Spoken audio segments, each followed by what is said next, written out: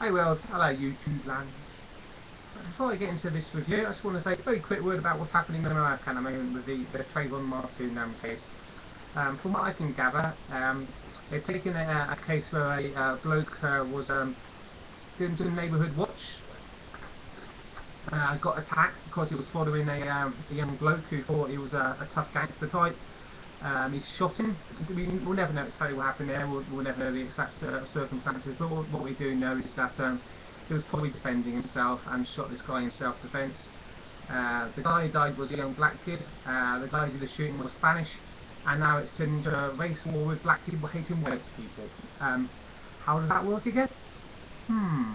Doesn't make a lot of sense to me. So what we got at the moment is the mainstream media stirring it all up, stirring it up, trying to get the black community angry against the white community.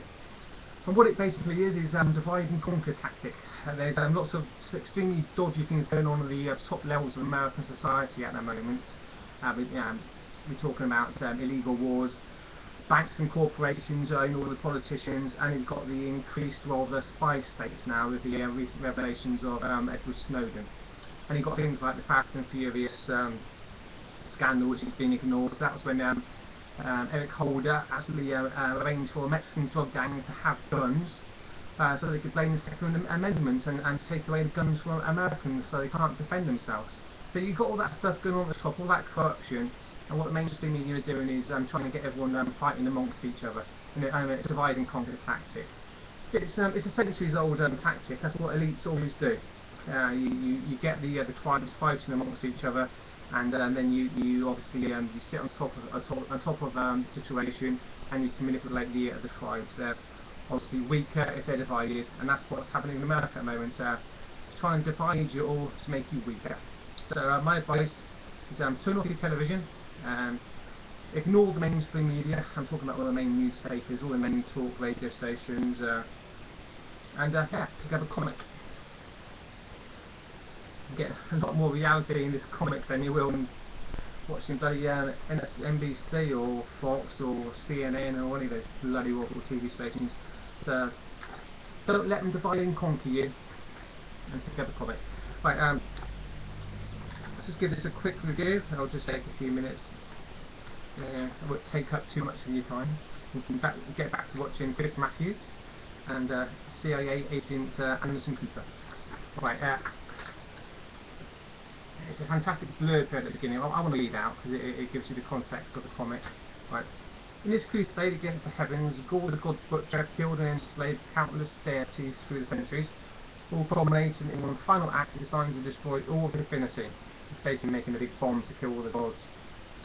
The Thors of the past, present and future, that's 3 different Thors, which is really cool in this comic, united to stop us in a very scene and met Thor on his planet of enslaved gods.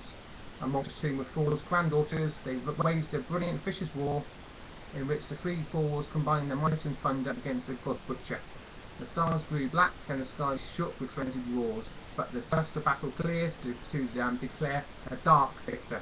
The hammers fell and Gore prevailed and made ready the God Bomb.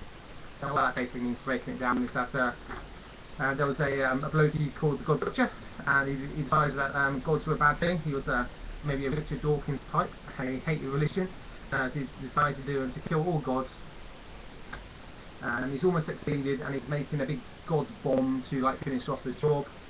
3 different Thors, a young, middle-aged and an old Thor, have gone to his little planet and trying to stop him, but he seems to have kicked their ass, and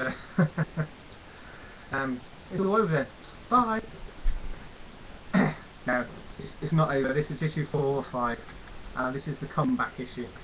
Alright. So as we begin this comic, there's the 3 different gods in peril. There you go, just about to see that. It's fantastic artwork with the 3 different gods. And then we've got 4 sisters all stuck in this god flesh tar stuff, and the Mjolnirs, that's the hammer, stuck as well. So it's looking pretty bad for the Thors as we begin the comic. But then it turns, and how does it turn?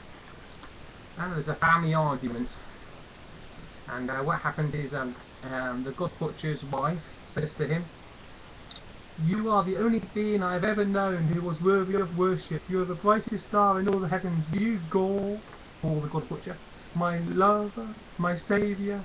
You are my God. You are my God? Of course it is. What did you say? Really good panel.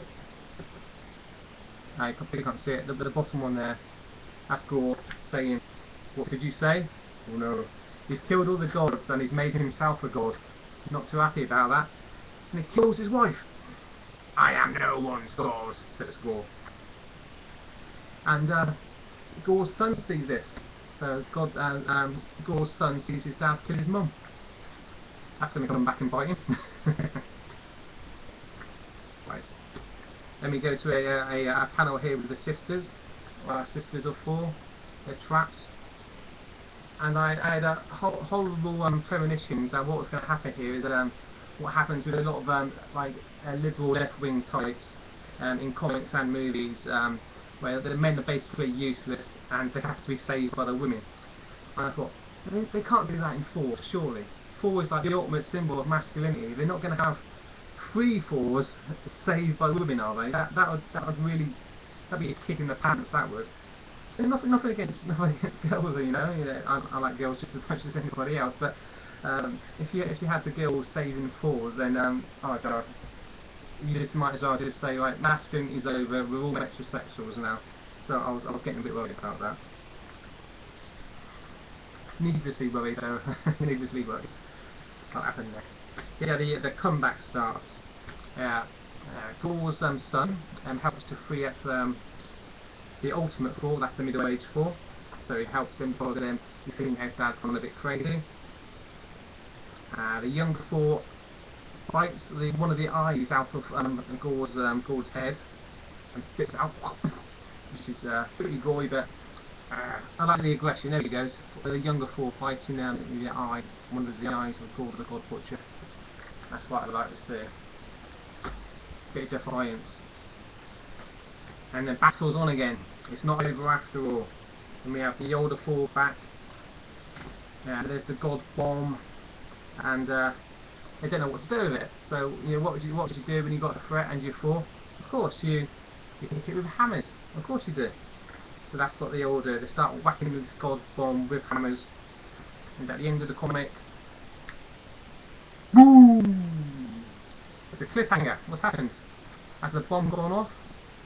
Are all the gods dead? Has the bomb been deactivated? We don't know. To be continued. The next issue, the last issue. So a fantastic cliffhanger there. What can I say about this that the people haven't already haven't said before? It's got fantastic artwork. It's a brilliant story. My little fear there in the middle of my review about the women saving the day. That's unfounded. That's just me being paranoid after watching too many Hollywood movies. So, that's not going to happen. The only fear I do have though is that what's going to happen after the Jason Aaron's run is over. Next month will be over. After the last issue, this will be over. I'm getting flashbacks now to the Incredible Hulk. I love Jason Aaron's run, and all of a sudden it went over to what's his name? Mark Waid. And it's now the Indestructible Hulk. I read one issue of the Indestructible Hulk. It's the uninteresting Hulk now. It's absolutely awful. So I'm fearing that the same thing will happen here as well after this fantastic run's over. Is Jason Aaron going to stay? I hope so. I hope the artist as well is going to stay. They sound ribbit, but this is so damn good. I just can't see how they're going to maintain this standard. But fingers crossed. We'll see what happens, eh? But for the time being, I'm really enjoying this. This is fantastic. I'd advise everyone to check it out and pick up the trade paperback as well when it's out. So that's Thor: God of Thunder, God Bomb Part 4, or number 10 or 4, by Jason Aaron. One of the best comics out there at the moment. I give it a strong 9 out of 10. Who did it now? Yeah.